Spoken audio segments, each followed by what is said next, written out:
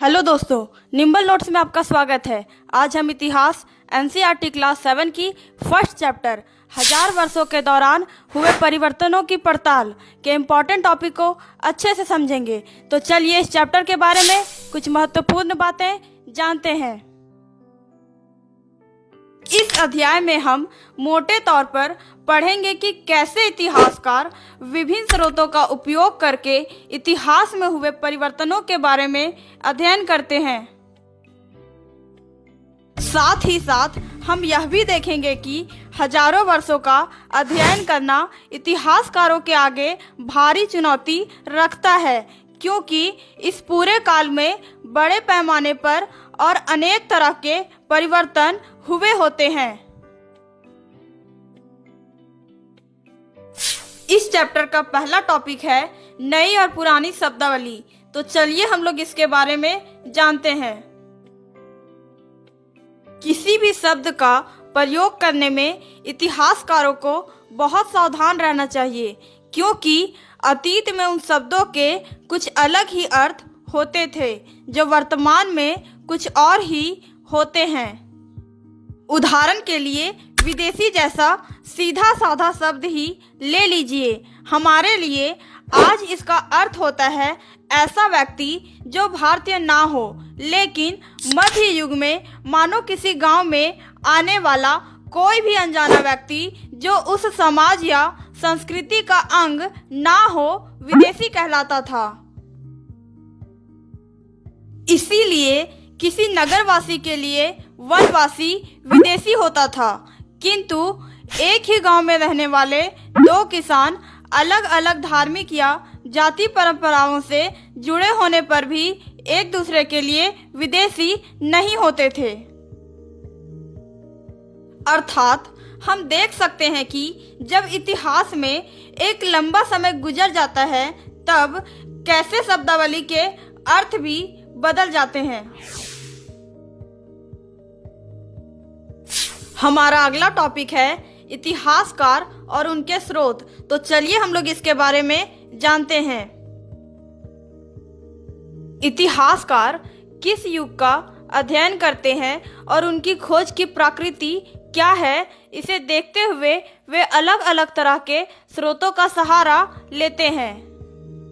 इस पुस्तक में हम मोटे तौर पर 700 से 1750 ईस्वी तक लगभग 1000 वर्षों के बारे में पढ़ेंगे। इतिहासकार इस काल के बारे में सूचना इकट्ठी करने के लिए अभी भी सिक्कों, शिलालेखों, भवन निर्माण कला तथा लिखित सामग्री पर निर्भर करते हैं। इन 1000 वर्षों के दौरान कागज क्रमशः सस्ता होता गया और बड़े पैमाने पर उपलब्ध भी होने लगा। लोग धर्म ग्रंथ, शासकों के वृत्तांत, अदालतों के दस्तावेज, हिसाब तथा करों के खाते आदि लिखने में इसका उपयोग करने लगे। धनी व्यक्ति, शासक जन मठ तथा मंदिर पांडुलिपियां एकत्रित किया करते थे। इन पांडुलिपियों को पुस्तकालयों तथा अभिलेखागारों में रखा जाता है। इन्हीं पांडुलिपियों तथा दस्तावेजों जैसे स्रोतों से इतिहासकारों को बहुत सारी विस्तृत जानकारी प्राप्त होती है। हमारा अगला टॉपिक है नए सामाजिक और राजनीतिक समूह। तो चलिए हम लोग इसके बारे में जानते हैं। सन 700 और 1750 के बीच के 1000 वर्षों का अध्ययन इतिहासकारों के आगे भारी चुनौती रखता है, मुख्य रूप से इसलिए कि इस पूरे काल में बड़े पैमाने पर और अनेक तरह के परिवर्तन हुए। परिणाम स्वरूप यह काल आर्थिक, राजनीतिक, सामाजिक और सांस्कृतिक परिवर्तनों का भी काल रहा। इस युग में लोगों की गतिशीलता एक स्थान से दूसरे स्थान पर आना जाना भी बहुत बढ़ गया था। इस काल में जिन समुदायों का महत्व बढ़ा, उनमें से एक समुदाय था राजपूत। 8वीं से 14वीं सदी के बीच यह नाम आमतौर पर योद्धाओं के उस समूह के लिए प्रयुक्त होता था जो क्षत्रिय वर्ण के होने का दावा करते थे। इस पूरे काल के दौरान क्रमशः जंगलों की कटाई हो रही थी और खेती का इलाका बढ़ता जा रहा था। क्षेत्र के पर्यावरण और वहां रहने वालों की सामाजिक और आर्थिक जीवन शैली में परिवर्तन के कारण कई वनवासी जमीन की जुताई करने लगे और कृषक बन गए। कृषकों के ये नए समूह क्षेत्रीय बाजार, पुजारियों, मठों और मंदिरों से प्रभावित होने लगे तथा वे बड़े और जटिल समाजों के अंग बन गए। इन्हें कर चुकाने पड़ते थे और स्थानीय मालिक वर्ग की सेवा भी करनी पड़ती थी। परिणाम स्वरूप किसानों के बीच आर्थिक और सामाजिक अंतर उभरने लगे। कुछ के पास ज्यादा उपजाऊ जमीन होती थी तो कुछ लोग मवेशी पालते थे। जैसे जैसे समाज में अंतर बढ़ने लगे, लोग जातियों और उपजातियों में बांटे जाने लगे और उनकी पृष्ठभूमि और व्यवसाय के आधार पर उन्हें समाज में ऊंचा या नीचा दर्जा दिया जाने लगा। अतः समाज में इसी प्रकार के अंतर बढ़ने के कारण नए सामाजिक और राजनीतिक समूहों का निर्माण होने लगा। हमारा अगला टॉपिक है पुराने और नए धर्म। तो चलिए हम लोग इसके बारे में जानते हैं।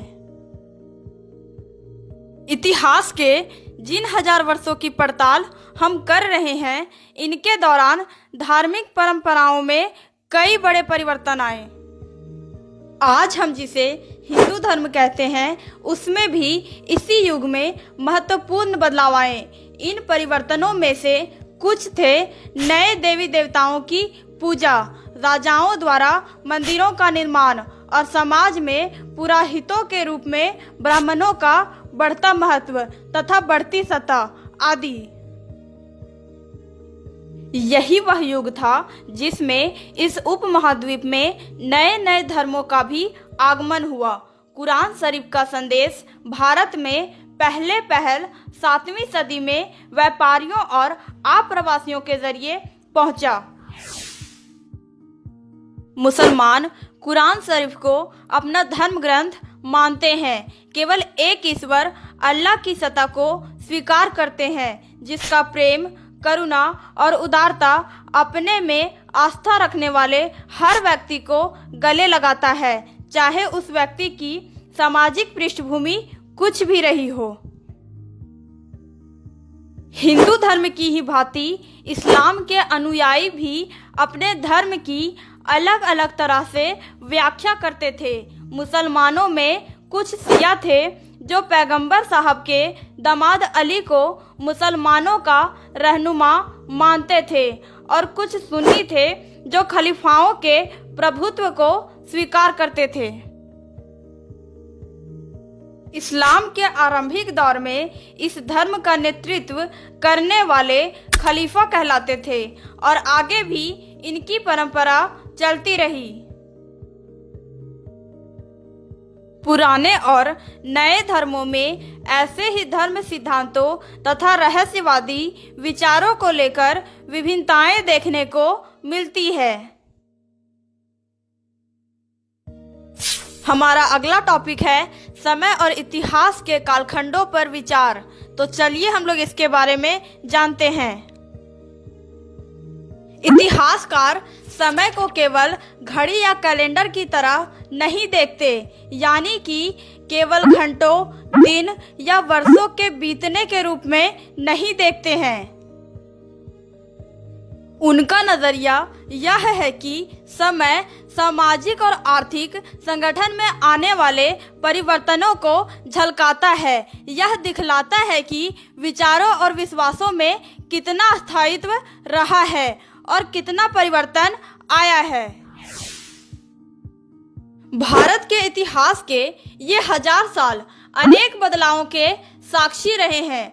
आखिर 16वीं और 18वीं शताब्दियां 8वीं या 11वीं शताब्दियों से काफी भिन्न थी, इसलिए इस सारे काल को एक ऐतिहासिक इकाई के रूप में देखना सही नहीं है। ओके दोस्तों, इस चैप्टर के इम्पोर्टेंट टॉपिक को आप एक बार फिर से देख लें ताकि आपको पता चले कि आपने इस चैप्टर में कौन कौन से टॉपिक को समझा है।